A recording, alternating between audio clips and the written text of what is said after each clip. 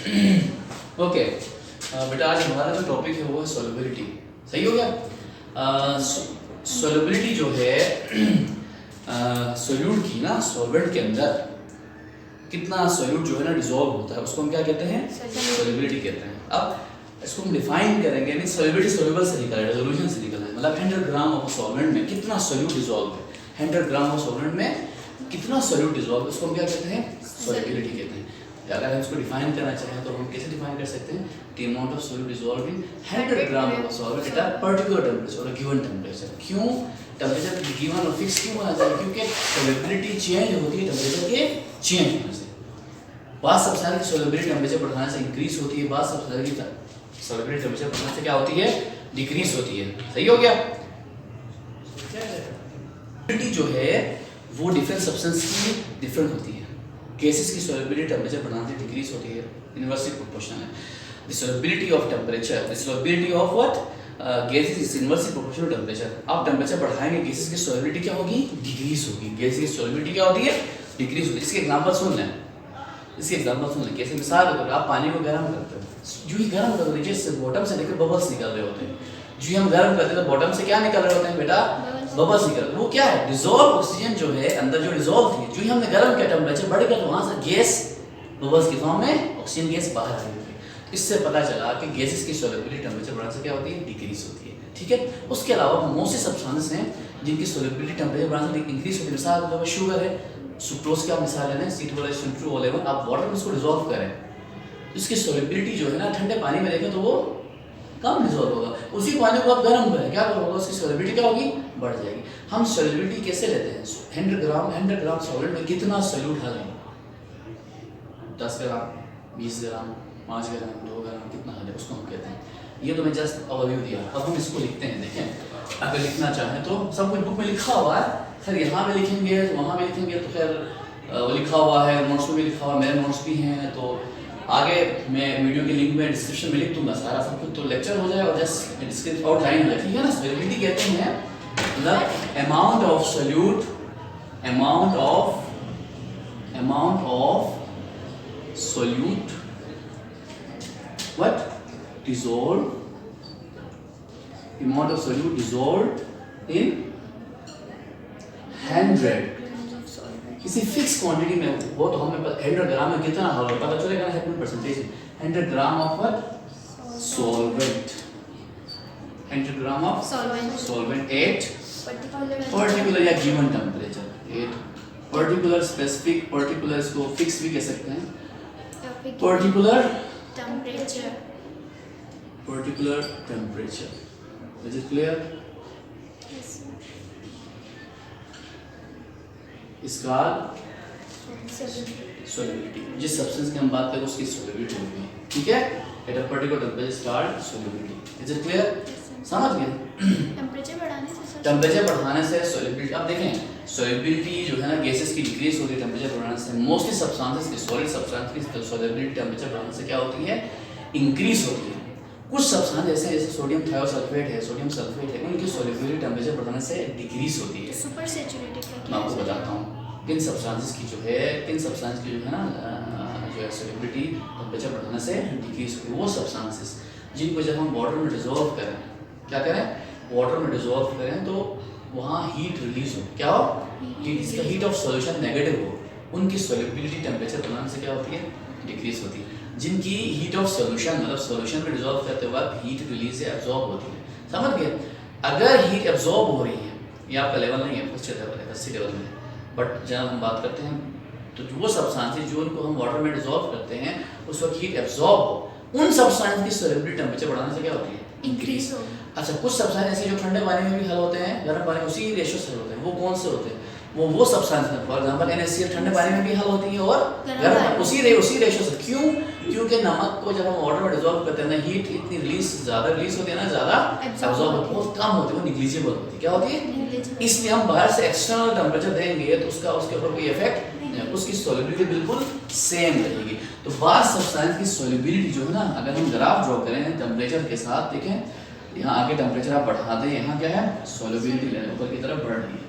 मतलब कुछ सब्सटेंस होंगे, मिसाल के तौर पे NaCl है, मतलब हम NaCl की बात करते हैं। ठीक है। NaCl की सॉल्युबिलिटी मिसाल के तौर पे यहाँ टेम्परेचर 0 डिग्री सेंटीग्रेड, उस वक्त मिसाल के तौर पे इसकी इतनी है, तो आगे भी क्या होगी, टेम्परेचर बढ़ाने से उसकी सॉल्युबिलिटी वही रहेगी। क्यों? क्योंकि इसकी हीट ऑफ सॉल्यूशन इतनी ज़्यादा नहीं है।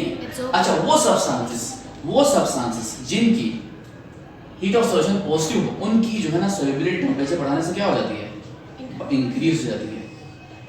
उन सब्सटेंस से क्या होती है, इंक्रीज हो जाती है। फॉर एग्जांपल आज मैं KNO3 दिया है ना, चेक करें आपकी बुक में पोटेशियम नाइट्रेट आगे अगले पेज में है, सॉल्युबिलिटी जो कर्व है dichromate,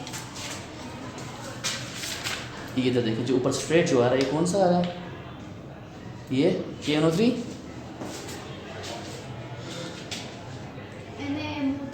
NaNO3 sodium nitrate NaNO3। अब ये इस ऐसा सॉल्यूशन है जिसकी देखें ऐसा सॉल्यूट है जिसकी सॉल्युबिलिटी टेम्परेचर बढ़ाने से क्या होगी, इंक्रीज होगी।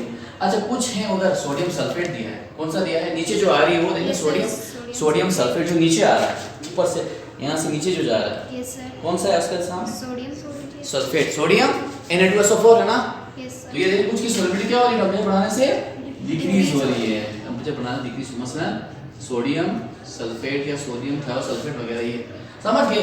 तो इस पर कोई टेम्परेचर क्या है, यहाँ देखिए इस पर टेम्परेचर का क्या है, टेम्परेचर का नो इफेक्ट, टेम्परेचर हम इंक्रीज करेंगे या डिक्रीज करेंगे इस पे नो इफेक्ट होगा, NaCl कांस्टेंट रहेगा। इसकी क्या होती है टेम्परेचर का, इसमें टेम्परेचर आप इंक्रीज करोगे, टेम्परेचर क्या करोगे, इंक्रीज करोगे, सॉल्युबिलिटी डिक्रीज होगी, सॉल्युबिलिटी क्या होगी, डिक्रीज होगी, सही है। इसकी सॉल्युबिलिटी क्या है, इंक्रीज हो रही है, क्या किस वजह से, टेम्परेचर, यहाँ देखिए डायरेक्टली प्रोपोर्शनल टू टेम्परेचर है सॉल्युबिलिटी, इसमें क्या है solubility directly proportional to temperature. इस केस में क्या है, सॉल्युबिलिटी इनवर्सली प्रोपोर्शनल है sir, inversely proportional to temperature, यहाँ नो इफेक्ट, कोई प्रोपोर्शनलिटी नहीं है, यहाँ क्लियर है, यस सर, कोई इशू तो नहीं है, शाबाश। अच्छा, तो क्वेश्चन है तो आप लोग कर सकते हैं सॉल्युबिलिटी के हवाले से। अब सॉल्युबिलिटी हम पूरे प्रोग्राम में देखते हैं। अच्छा, अब यहाँ क्वेश्चन रेज होता है, कौन सा सॉल्यूट किस सॉल्वेंट में हल होता है, इसके लिए यूनिवर्सल रूल है, लाइक डिसॉल्व लाइक। इसमें सॉल्यूट और सॉल्वेंट में इंटरेक्शन होनी बहुत मस्ट है, अगर इंटरेक्शन हो तो वो आपस में सोल्यूबल होते हैं, इंटरेक्शन नहीं हो तो वो सोल्यूबल नहीं होते। आपको पता है ना, मतलब जिन लोगों के साथ हमारी बनती है उनके साथ हम बैठते हैं, जिन लोगों के साथ हमारी बनती नहीं, हमारी तरह नहीं, हमारी तरह लायक नहीं है, तो हम उनके साथ घुल मिल के नहीं बैठ सकते हैं, उनके साथ डिजॉल्व होके नहीं बैठ सकते हैं। तो हम किन के साथ बैठते हैं, जिनके साथ हमारी जो है ना हम हमारी जो है आदतें कुछ ना कुछ कैरेक्टरिस्टिक कुछ ना कुछ सेम हो, लाइक हो। तो सॉल्युबिलिटी के लिए रूल, यूनिवर्सल जो रूल है सॉल्युबिलिटी के वो है like dissolve like dissolve like dissolve like. Is it clear to all of you? Like dissolve. अब लाइक केमिस्ट्री में लाइक में हम क्या रहते हैं, चार चीजें देखेंगे, पोलर सॉलिड पोलर सॉलिड में होगा, नॉन पोलर नॉन पोलर में होगा, ठीक है, ऑर्गेनिक में होगा, इनऑर्गेनिक में होगा। मेन जो चीज है ना बच्चे वो है पोलैरिटी। वो है क्या है पोलैरिटी। इसमें देखें चार हम पॉइंट्स में वो कर सकते हैं। एक देखें मसलन पोलर सॉल्यूट किसमें, पोलर किसमें होगा, पोलर में। ये सॉल्यूट है फर्स्ट वाला, ये सॉल्वेंट, ठीक है, बाद वाला सॉल्वेंट है। चलें लिख देते हैं, ये सॉल्यूट और ये सॉल्वेंट। अगर ये दोनों लाइक है, देखिए पोलर है, पोलर समझते हैं ना, partial positive partial negative poles जिस चीज में, ठीक है। तो पोलर में क्या होगा, सोल्यूबल होगा। और इसी तरह नॉन पोलर जो है वो नॉन पोलर में डिसॉल्व होगा या सोल्यूबल होगा। Is it clear? इसके अलावा भी एक और चीज है, वो है ऑर्गेनिक में। इसमें एक चीज मैं आपको बता देता हूँ, ऑर्गेनिक उसमें हल होगा, मतलब ऑर्गेनिक अगर नॉन पोलर, ऑर्गेनिक भी पोलर भी है, नॉन पोलर भी है। मतलब बेंजीन नॉन पोलर है, बेंजीन के अंदर मीथेन, बेंजीन के अंदर हेक्सेन वगैरह एक दूसरे के अंदर हल होते हैं। ये सॉल्वेंट है, हेक्सेन सॉल्वेंट है, ईथर सॉल्वेंट है, कार्बन टेट्राक्लोराइड सॉल्वेंट है, ठीक है। तो ऑर्गेनिक जो है वो ऑर्गेनिक में क्या होंगे, डिसॉल्व होंगे। और जो इनऑर्गेनिक है, शाबाश, इनऑर्गेनिक में डिसॉल्व होंगे, इनऑर्गेनिक। आप देखिए मैं आपको एक मिसाल देता हूँ, इससे आपको मुकम्मल तौर पे ये क्लियर हो जाएगा। इनऑर्गेनिक में डिसॉल्व, मिसाल के तौर पे HCl है, क्या है HCl, बोला गया ना, पार्शियल हमने पढ़ा हुआ है चैप्टर 4 में, ठीक है। ये पार्शियल नेगेटिव, इसके इलेक्ट्रोनेगेटिव पार्शियल पॉजिटिव। आपको पता है इलेक्ट्रोनेगेटिव डिफरेंस 0.4 से ज़्यादा हो तो उसको हम पोलर तस्वीर करते हैं। अगर देखें electronegativity difference change in electronegativity difference क्या हो ग्रेटर देन क्या हो 0.4 हो तो वो क्या कहलाते हैं, वो कहलाते हैं पोलर। और इसमें हम देखते हैं जिसकी इलेक्ट्रोनेगेटिव ज़्यादा उसके ऊपर पार्शियल नेगेटिव लगाते हैं, जिसकी कम उसके ऊपर पार्शियल पॉजिटिव। अब देखिए इलेक्ट्रॉन मुकम्मल तौर पे गेन करे तो कौन सा चार्ज आता है नेगेटिव, मुकम्मल तौर पे लॉस करे तो पॉजिटिव। अब इसने मुकम्मल तौर पे गेन और लॉस नहीं किया, जस्ट खींचा है। अब जरा थोड़ा सा खींचा है थोड़ा सा नेगेटिव चार्ज है, इसलिए थोड़ा सा खिंच गया है थोड़ा सा पॉजिटिव चार्ज है। तो ये पोलर में है। मसलन सॉल्यूट हमने ये लिया HCl, सॉल्वेंट में रहता हूं वाटर पे क्या है पोलर है, पार्शियल पॉजिटिव पार्शियल नेगेटिव। अब इनमें लाइक है तो इनमें क्या होगी इंटरेक्शन होगी, ये दोनों आपस में इंटरेक्ट करेंगे। कैसे, इसका पॉजिटिव पोल इसके नेगेटिव पोल के साथ क्या करेगा इंटरेक्ट करेगा। ये इंटरमॉलिक्यूलर फोर्स क्रिएट करेगी। Solute solvent interaction, solute solvent interaction याद रखना है। ये सॉल्युबिलिटी प्रोसेस आपका लेवल नहीं है, इसमें 3 तरह की इंटरेक्शंस होती है। ये देख लें सॉल्यूट के दरमियान भी तो होती है, सॉल्यूट जो है उसके अंदर भी आपस में भी फोर्स ऑफ अट्रैक्शन होती है। सॉल्यूट इंटरेक्शन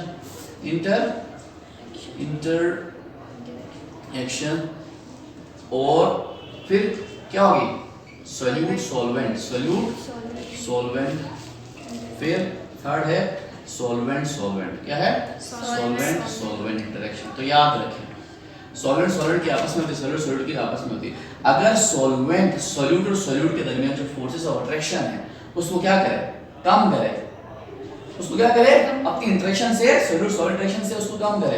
अगर सॉल्यूट इंटरेक्शन जो फोर्स ऑफ अट्रैक्शन है सॉल्यूट में अगर वो क्या हो कम हो किससे सॉल्वेंट सॉल्यूट से तो वो सॉल्युबल होगा।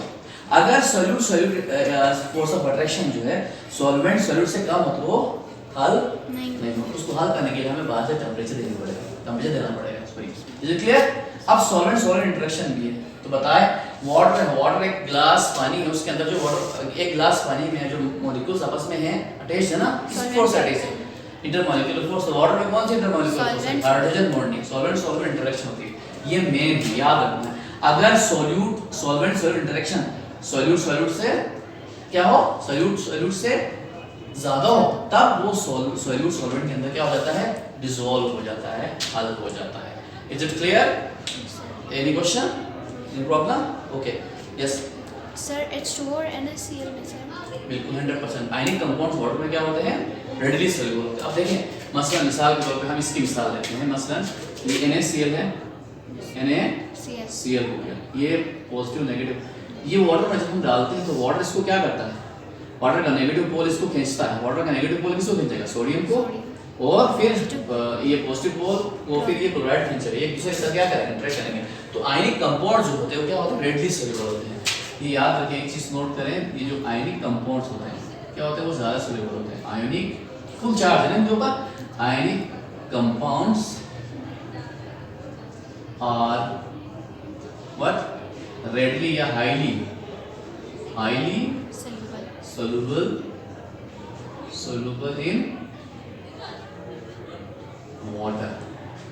तो नमक ज्यादा सोल्यूबल है। बताएं ग्लूकोज ज्यादा पानी में सोल्यूबल होगा या NaCl में full positive full negative charge है, इसमें इंटरेक्शन क्या होगी स्ट्रांग होगी। अब ऑर्गेनिक याद रखें इनमें भी ऑर्गेनिक में हल होगा, इनऑर्गेनिक में हल होगा। अब देखो नमक इनऑर्गेनिक है, नमक क्या है वाटर क्या है इनऑर्गेनिक। और इनऑर्गेनिक कौन से हो गए जो कार्बन और हाइड्रोकार्बन उनके डेरिवेटिव के अलावा जो भी कंपाउंड्स वो इनऑर्गेनिक हैं। ऑर्गेनिक कौन से हो गए हाइड्रोकार्बन वो कंपाउंड जो सिर्फ कार्बन और हाइड्रोजन से मिलकर बने हों और या उनसे अखज़ हो उनसे ड्राइव हो। मतलब मीथेन हाइड्रोकार्बन है CH4, उसका डेरिवेटिव क्या है उसका डेरिवेटिव क्या है मेथनॉल CH3OH। मतलब डेरिवेटिव समझ के हाइड्रोकार्बन वो सिर्फ लेकिन हाइड्रोकार्बन मतलब दिस इज हाइड्रोकार्बन, इससे बनता है व्हाट ये CH3OH। ये भी ऑर्गेनिक है और ये भी ऑर्गेनिक, ये कार्बन का कंपाउंड है और ये इसका डेरिवेटिव है। ये क्या है मीथेन, ये सर और ये क्या है मेथनॉल। ये क्या है मेथनॉल। नाम से ही लग रहा है ना कि मिथेनॉल किससे बना है मीथेन से। ये दोनों हो गए ऑर्गेनिक। क्या है ऑर्गेनिक में क्या होता है सोल्यूबल। अच्छा मसलन ये वाटर में क्यों सोल्यूबल है मिथेनॉल ऑर्गेनिक है बट वाटर में सोल्यूबल, वाटर क्यों ऑर्गेनिक है तो कौन सी चीज इसको सोल्यूबल करवाती है पोलैरिटी। ये भी पोलर है मेथनॉल भी पोलर है, एथेनॉल शराब वो भी पोलर, ये सेपरेट है, इसको सेपरेट भी कहते हैं, मिथाइल अल्कोहल भी कहते हैं। ये वाटर में क्यों सोल्यूबल है? ये स्ट्रक्चर देखें वाटर के साथ सेम है इसका। ये देखें वहां से मेथनॉल को हम ऐसे लिखते हैं CH3OH हो गया ना, ये दोनों का वाटर क्या है OH, दोनों का स्ट्रक्चर सेम है ना? ये भी क्या है पार्शियल नेगेटिव और ये पार्शियल नेगेटिव और ये पॉजिटिव। यहाँ नेगेटिव नहीं लिखेंगे तो ये नॉन पेयर्स नेगेटिव चार्ज की तरह ही क्या करते हैं, एक्ट करते हैं। ध्यान रखें, समझ गए? इन दोनों की फर्क क्या है? यहाँ इन दोनों में फर्क किस चीज का है बता दें। इन दोनों में फर्क इसका है, यहाँ H है तो यहाँ CH3 है। तो ये कह सकते हैं कि ये अल्कोहल फैमिली से ये वाटर के डेरिवेटिव तस्वीर किए जाते हैं, समझ गए? तो सॉल्युबिलिटी के लिए इतना काफी है, तो प्रॉब्लम तो नहीं है इसमें किसी को। हाँ, क्वेश्चन तो आप लोग रेस कर सकते हैं, या बाद में आपको क्वेश्चन याद आ जाए तो आप चैनल में पूछ सकते हैं डायरेक्ट सर, ये फिर इसको एक्सप्लेन करें। Is it clear? Everything is clear? Yes, sir. Done? Okay.